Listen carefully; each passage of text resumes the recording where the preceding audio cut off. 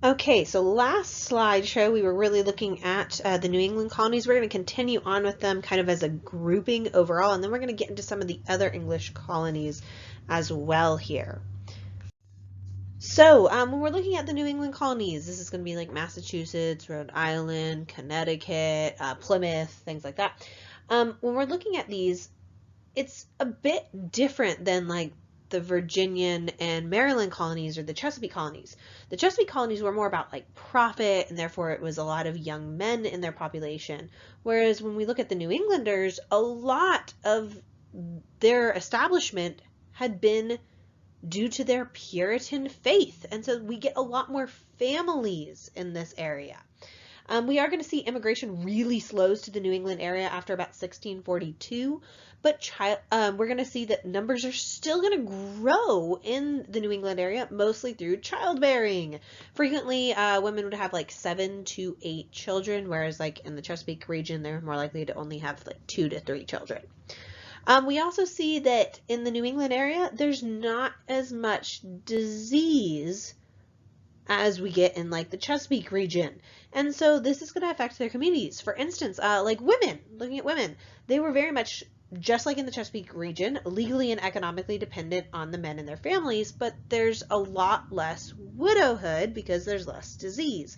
And so because of that, there's less of that legal independence, really.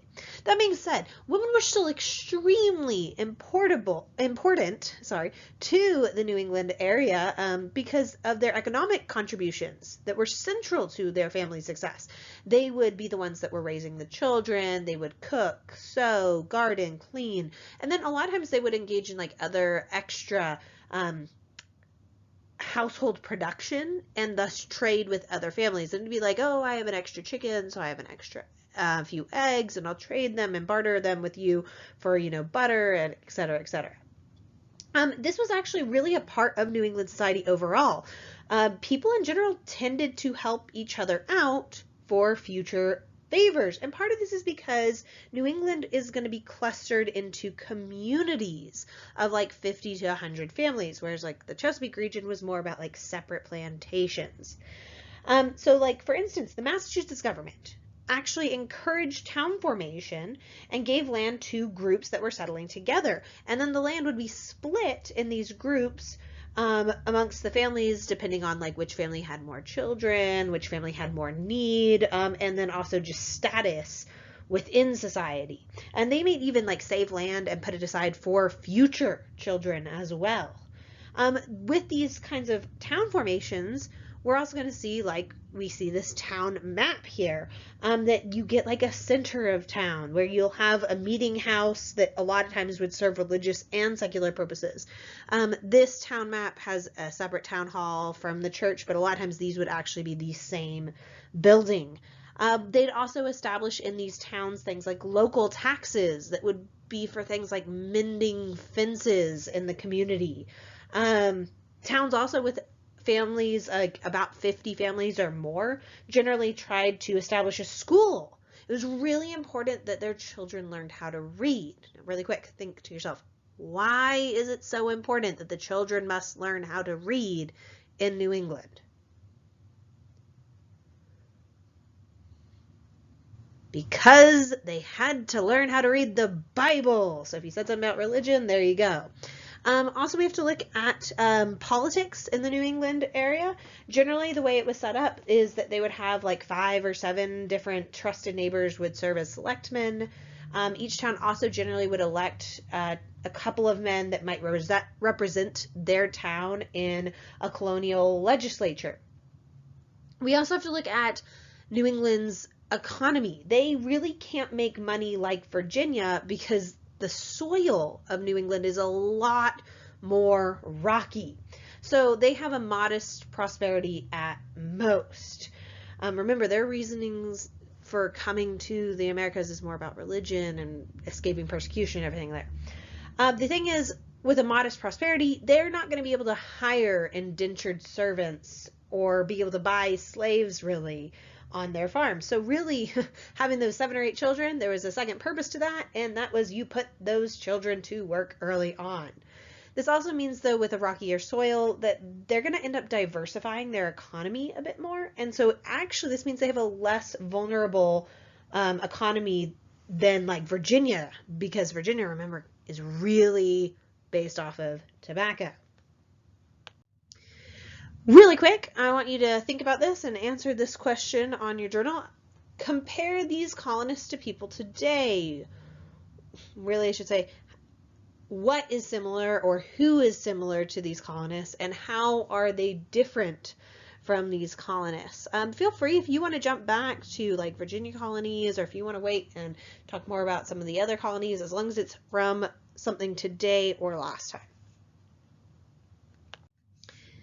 And the thing is, we have to look at how this ties into all of the English colonies.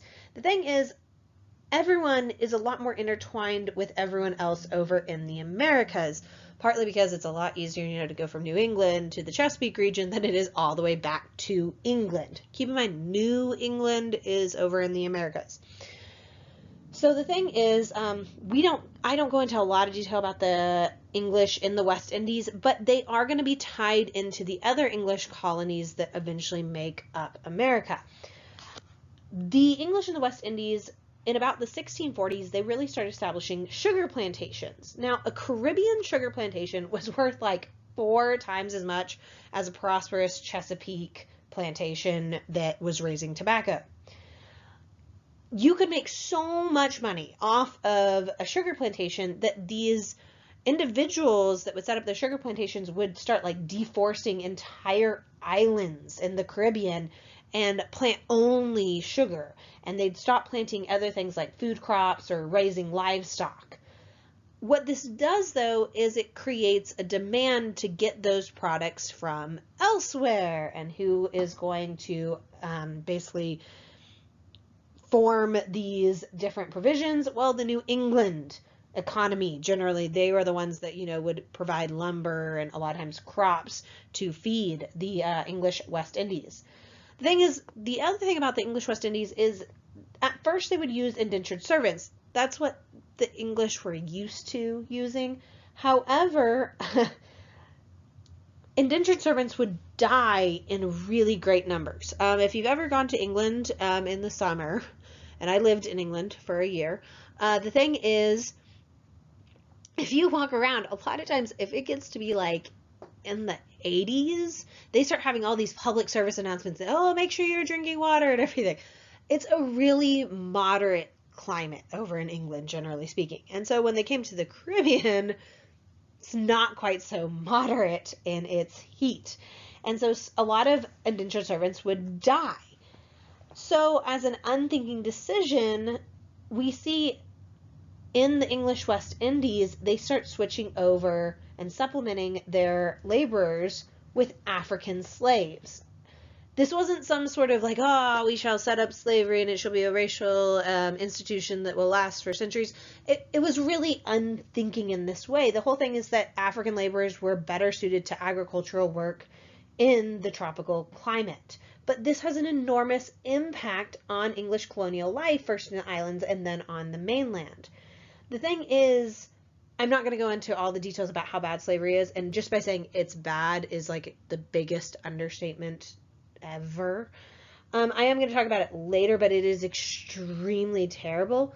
But what happens is these Caribbean island farmers oftentimes would live lives that were actually better than a lot of their English gentlemen counterparts back in England. But they needed a lot of land, and they needed to invest a lot of money into slaves, mills, equipment, and land. And so what happens is they take more and more land, and some of the smaller farmers in the Caribbean would be basically bought up. And these smaller farmers' land, they'd sell off their land, and then they would move to the mainland British colonies, like Carolina, Pennsylvania, New Jersey, New York, and everything. And when they moved to the mainland, especially starting after about 1650, what happens is they take a lot of their ideals and institutions with them, such as slavery. So we're seeing some of this unthinking decision has long-term drastic consequences.